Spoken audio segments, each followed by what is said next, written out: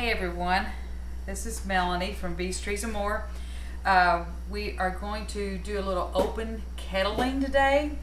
I had a class today and some people that couldn't make it asked if we could video, so I'm going to run through everything really quick. If you have any questions, you can reach out, but let's get started. So first off, cucumbers. Every cucumber that I use, let me grab a knife. Every cucumber that I use, I always test. And the reason I test, if you've ever gotten a bitter cucumber, that happens because cucumbers have a natural defense for pests, and it's called cucurbitacin. Now, listen, I may not pronounce that correctly, but oh well. But anyway, and what that does is it's in the leaves, the stems, and the roots, and it causes a cucumber to be bitter. So if it's really dry weather and maybe you water inconsistently, or even if sometimes if it's too much rain, super hot weather as well, the chemical that's in the plant leaves and roots will actually seep into your cucumber. Now, there are some things that you can do to get the bitterness out. One of them is by cutting the end of the cucumber, taking the end slice, and rubbing it on the end. And if you notice, as I'm rubbing it, it's causing a white film, foamy film. And that is that chemical coming out. So, you can do it like that, and then you can rinse it off. And always check them. That has a little bit of bitterness to it. And usually that will take care of it. And you can save your cucumber. Now, if it does not, and it's still bitter, usually the chemical is more at the end, so you could try slicing it up further, or even removing the skin. And I'm gonna make sure I got it out. Yep, that's doable. Even removing the skin will help take that bitterness out. That one I've already done. Let me check this one. Yeah, we're good. So, I use my mandolin slicer, and I'm just going to slice them. You can do whatever thickness you want. We like ours kind of thin. I think the thinner helps them to be crisper. And that's just me. I'm not a professional at this, so. And always pay attention. Don't slice your finger off. That's gonna hurt. So, just slice your cucumbers.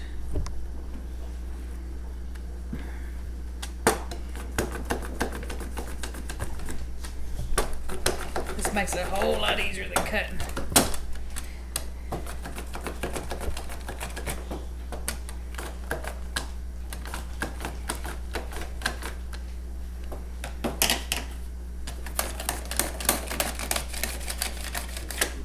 I do have like a real fancy food processor that'll cut them too, but just for purposes, we're just going to use this.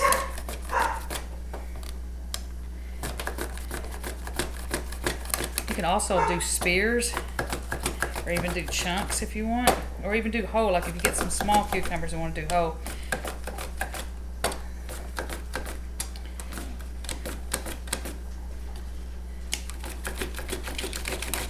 Okay. That we're done with. So I have my bowl of my cucumbers ready to go. One thing about open kettling is you want to have everything ready to go. You're going to be working with one jar at a time, but it's better to have everything. Okay, so I have a place for my pot. Now, if you look over here on the stove, I have a pot of hot water. I have water in my jars. And it's not boiling, but it's right before it gets ready to boil. I have my mix. I just used today, I used bread and butter with Mrs. Wages, but you can also make your own mix. I have a really good dill pickle mix. It's like a garlic dill that I shared on my Facebook site, Bees, Trees and More, and I also have my lids ready to go. My rings are washed And over here, I necessarily don't have them boiling hot. They're clean. So I'll just set them here. So this is what, pickle mix is getting me to me. This is what you call open kettling. I do my peppers, my jalapenos, my pepperoncinis, my pepper rings, and I do my pickles by open kettling. I preserve them that way. If I'm doing, I did some pepperoncinis here, back here. If I do pepperoncinis, I don't use a mix. I use 2/3 vinegar, and the rest I'll fill the jar up with hot water. So, and I do the same thing with my jalapenos. I'll slice them, sometimes I'll do them whole. But anyway, so we're gonna do a jar. These are all hot. I'm getting my jar grabber. And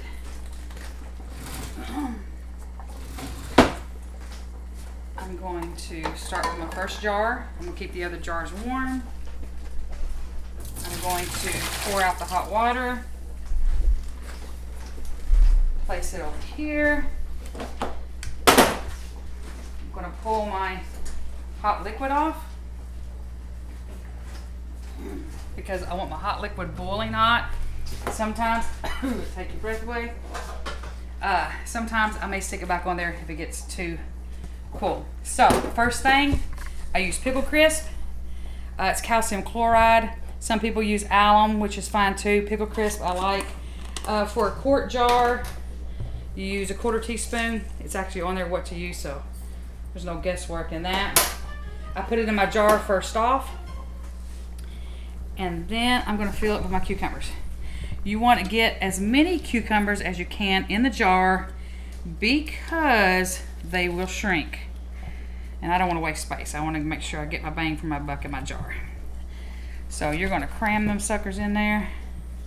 There's no certain way. Okay, I dropped one. The dogs will eat it. Anyway, so I'm going to cram them in there and I'm going to stuff them down. Necessarily don't want them to break, but sometimes they do. But I just stuff as many as I can in there. And I promise you, these will make some crisp pickles. If y'all hear whining, that is my poor boxer. He's so pitiful. Somebody come get this dog. I may have to let him out.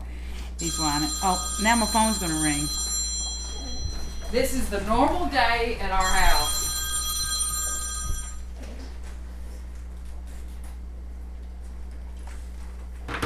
I will call you back in just a minute. Anyway, because I got this going, I got to get going. Okay, so get all the pickles. And yes, I touched my phone. I didn't wash my hands, but listen, it's vinegar. Go sue me. Anyway, my kids won't hurt. Well, they won't care. Anyway, I told y'all we're real life around here, right? Okay, so got that going, and now I'm going to put the mix. This is bread and butter. I'm going to pour it in slowly to fill up my jar. If I was water bathing or pressure cooking, I would make sure my head space was about 1 inch to 1.5 inches down. Open kettling, I want as much juice as I can get in the jar. So when I flip it upside down, it's getting everything really good. And it don't have to have that pressure build up, so you can put more juice in to make sure you get everything covered. So now what I'm doing is sticking a butter knife down the side to get all these air bubbles out. See the air bubbles? If you can see it. To get us all the juice. Sorry for the crazy dog. It's a madhouse around here. Okay. So I'm going to stuff that down in there. I'm going to add a little more juice. And like I said, if I was pressure cooking, going to build up pressure, I'd have to leave that headspace. I don't have to with open kettling. And now what you want to do, if you want to get a wet paper towel, you can use a rag, but you'd rather choose a wet paper towel. And I'm going to clean off the rim to make sure that I get all the sticky or any seeds that are on it, because I want to make sure I get a good seal. Now, I do not use vinegar to wipe off the lids of my pickles. If I was canning meat, I would use a paper towel dipped in vinegar just to make sure that there was no grease, but usually just wiping it off with some hot water gets all the stickiness off. Okay? And then I'm going to use my lid magnet here. If you don't have one of these, you can go to Harbor Freight, any automotive place, and they'll have a magnet that you can get them out with. And then I'm going to put my ring on. This is hot. I'm not worried even if the jar has sticky on it right now, because I'll wipe it off in 24 hours. I'm going to put it on tight. I'm going to take it over here, and I'm going to flip it upside down. And I'm going to leave this for 24 hours. And you can see already, see how green this is, how this is already changing colors? It's just where the heat from the hot vinegar. But anyway, I'll leave this for 24 hours. In 24 hours, I will turn it back over. On occasion, you may have one that don't seal. Sometimes you'll see the little pop-up button. If you push it, sometimes it'll suck on down and seal. If not, we'll just throw that extra jar and we'll get to eat it in 24 hours, so it won't matter. But anyway, this is called open kettling. It's a safe way. It's an easy way. If you've not seen the video of Tony eating the pickle, please find it. It's pretty funny. But you'll definitely be guaranteed a crispy pickle. Anyway, thank you, and look forward to the next video. We're going to be doing some jelly making and some tomato paste. I think is what we got coming up. So we're going to be doing some water bath canning and some pressure canning. So stay tuned for some more videos. Thank you guys, and have a great day.